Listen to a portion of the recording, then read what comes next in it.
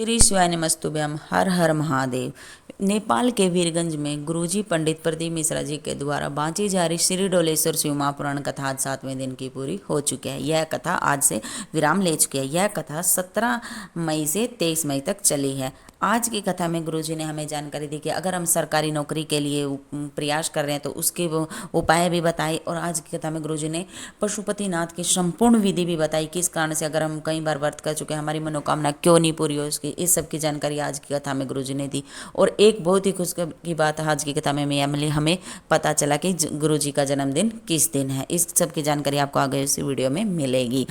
अगर किसी भी कारण से आप आज की कथा नहीं सुन पाए हो तो संपूर्ण कथा का रास्ता तो आपको इस छोटी सी वीडियो से प्राप्त होगा। बढ़ते हैं आज की कथा की पहली जानकारी की तरफ। हमें बाबा से ऐसी प्रार्थना करनी के चाहिए कि बाबा हमारे ऊपर ऐसी कृपा करना कि जो है मेरा शरीर है वो चलता रहे, मैं आपके द्वार पर आता रहूं, एक लोटा जल चढ़ाता रहूं, आखिरी समय तक मुझे किसी पर आश्रित न रहूं और आपका भगवत वचन मैं करता रहूं। आज की कथा की दूसरी जानकारी। प्रकृति में और प्रवृत्ति में बहुत बड़ा अंतर होता है। प्रकृति इसे मनुष्य नजर आता है, लेकिन उसके अंदर की प्रवृत्ति से मानव नहीं रहता, वह राक्षस बन जाता है। इसलिए प्रकृति और प्रवृत्ति अलग अलग है। आज की कथा की तीसरी जानकारी। गुरुजी ने बताया कि 2 जगह पर ब्रेक सबसे जरूरी है। एक गाड़ी में ब्रेक जरूरी है तो दूसरा वाणी में भी ब्रेक जरूरी है। गाड़ी में ब्रेक नहीं होगा तो एक्सीडेंट हो जाएगा। ब्रेक के बिना गाड़ी बेकार है और वाणी भजन के बिना वाणी बेकार है और भोजन नमक के बिना भोजन बेकार है। आज की कथा की चौथी जानकारी। किसी ने मैसेज करके सीहोर में पूछा था कि गुरुजी कल आप नेपाल से चले जाओगे तो हम क्या, नेपाल वासी क्या करें। गुरुजी ने बताया कि सब कुछ नहीं करना, एक लोटा जल लेकर शिव मंदिर में जाना है। आज की कथा की 5वीं जानकारी। जो व्यक्ति भी महादेव की भक्ति भजन करता है, एक लोटा जल चढ़ाता है तो अंत समय में उसे शिव के गण लेने नहीं आते, स्वयं महादेव नंदी लेकर आता है और उसे अपने भक्त को अपने साथ ले जाता है। आज की कथा की 6ठी जानकारी। अगर आपके शहर में, आपकी कॉलोनी में शिव मंदिर नहीं है तो आपको किसी भी, अगर कोई पीपल का पेड़ है, बेलपत्ती का पेड़ है, या बड़ का पेड़ है, या आंवले का पेड़ है तो उसमें जल चढ़ा देना है। या अगर ये पेड़ भी नहीं है तो आप किसी भी पेड़ की जड़ में जल, शिव जी का स्मरण करते हुए जल अर्पित कर दोगे तो शिव जी उसे स्वीकार कर लेते हैं। तो हम उसमें किसी भी पेड़ में जल चढ़ा सकते हैं अगर हमारे आसपास कोई शिव मंदिर नहीं है तो। आज की कथा की 7वीं जानकारी। मानव का जन्म है कर्म करने के लिए होता है, इसलिए हमें पहले अपना परिवार, बच्चों से संबंधित जो भी है वह कर्म करना चाहिए और जब समय लगे तो हमें भगवत वचन करना चाहिए। काम करते ही रहो और नाम भजते रहो। आज की कथा की 8वीं जानकारी। आज की कथा में गुरुजी ने पशुपति व्रत की संपूर्ण जानकारी दी है। पशुपति व्रत ये 5 सोमवार को किए जाते हैं और ये व्रत जिस मंदिर में पहला व्रत किया जाता है, 5 जो व्रत हैं एक ही मंदिर में किए जाते हैं, मंदिर नहीं बदला जाता है। हमें सुबह के समय एक थाली तैयार करनी है और उस थाली में इतना सामान रखना है कि शाम के समय पूजा में भी काम आ जाए। हमें सुबह के समय बाबा की पूजा अर्चना करनी है, जो भी जल पंचामृत से स्नान कराना है, जो भी आप कराना है सब करना है और उस थाली को वापिस लाकर ऐसे ही रख देना है, उसको धोना नहीं है। शाम के समय उसी थाली में 6 दिए और कुछ मीठा बना करके लेकर के जाना है। किसी भी एक पात्र में मीठा बना करके रख के लेकर जाना। मीठे में हमें नमक नहीं होना चाहिए। शाम के जब भी शिव मंदिर में जाएं हमें तो शाम के समय शिव जी का जल अभिषेक करने की जरूरत नहीं है। हम जल का एक छींटा देकर ही पूजा अर्चना शुरू कर सकते हैं। जो भी हम 6 दिए लेके गए हैं उन 6 दियों को पहले हमने वहाँ पर मंदिर में नीचे जमीन पर रखना है और प्रसाद के भी वहीं पे 3 हिस्से कर देने हैं। किसी भी पात्र में 3 हिस्से कर देने हैं। 5 दिए जलाने हैं और 1 दिया बिना जलाए ही थाली में वापस रख लेना है। हमें 2 हिस्से प्रसाद के भी मंदिर में ही छोड़ देने हैं और 1 हिस्सा वापस थाली में रखकर भगवान से अपनी मनोकामना है जो भी वो प्रार्थना करके घर पर आ जाना। घर के बाहर अपनी, जो मैंने एक दिया रखा है थाली में, घर के बाहर अपनी राइट साइड में वह दिया जलाकर बाबा से प्रार्थना करनी है, जो भी अपनी मनोकामना वह करनी है और अंदर आ जाओ।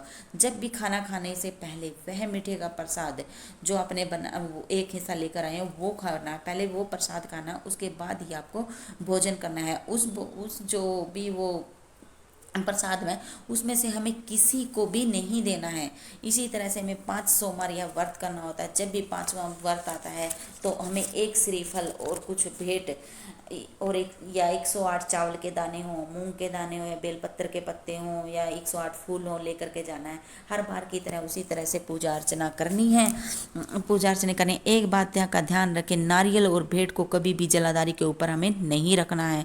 कई लोग कहते हैं कि हम कई बार पशुपतिनाथ व्रत कर चुके हैं पर हमारी मनोकामना पूरी नहीं होती है, हमारे हमको फल नहीं मिलता, इसलिए जलाधारी पर हमें ना ही तो दिए रखने और ना ही श्रीफल या कोई भी भेंट जो भेंट लेकर गए हैं वह नहीं रखनी है। हमें बाबा से प्रार्थना करके आ जाना है। 3 महीने से पहले ही बाबा आपकी मनोकामना पूरी कर देगा। जिस कढ़ाई में भी आप प्रसाद मीठा बनाने उसमें हमें छोड़ना नहीं है, हमें बचाना नहीं है। जितना भी बनाए सब मंदिर में लेकर जाकर उसके 3 हिस्से ही करने होते हैं।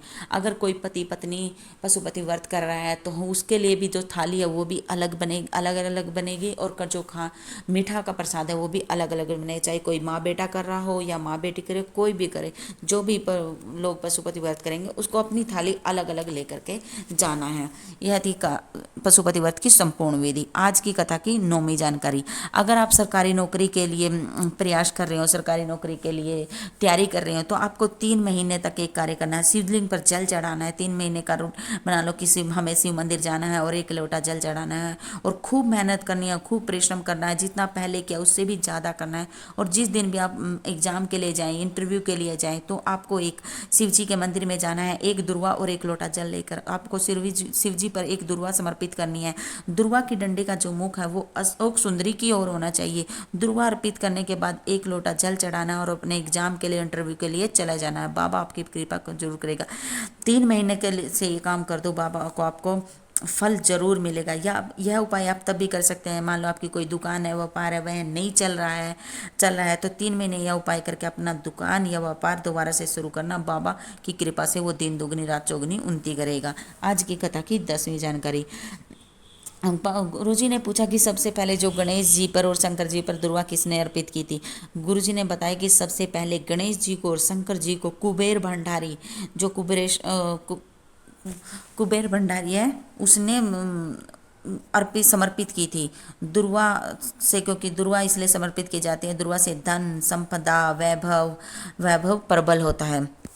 आज की कथा की 11वीं जानकारी। सबसे कठोर और सबसे शक्तिशाली कौन होता है। सबसे कठोर होता है लोहा, जिससे तलवार बनती है, लेकिन लोहे से भी कठोर होती है अग्नि, जो लोहे को पिघला देती है। और अग्नि से भी कठोर होता है पानी, जो 1 लोटा से ही उसको बुझा देता है। और पानी से भी कठोर होता है आदमी, जो उस पानी को भी पी जाता है। और मानव से भी कठोर होता है रोग, जो उसे हिलाकर रख देता है, चाहे कितना भी बड़ा वीर योद्धा को ना, बीमारी उसे भी हिलाकर रख देती है। और बीमारी से भी कठोर शक्तिशाली होती है शिवलिंग पर चढ़ी हुई बेलपत्री, जो बड़ी से बड़ी बीमारी को भी हर लेती है और शिव को समर्पित कर लेती है। आज की कथा की 12वीं जानकारी। 1 लोटा, जो भी 1 लोटा जल चढ़ाता है उसे 1 लोटा वो जो जल शिव जी पर समर्पित करता है, उसे जल अपने घर से लेकर जाना चाहिए। क्योंकि अगर हम शिव जी को समर्पित करने के लिए जल हमारे घर से लेकर जाएंगे, उससे हमारे घर के 3 दोष समाप्त हो जाते हैं। घर से वास्तु दोष, पितृ दोष और काल सर्प दोष दूर हो जाता है। आज की कथा की 13वीं जानकारी।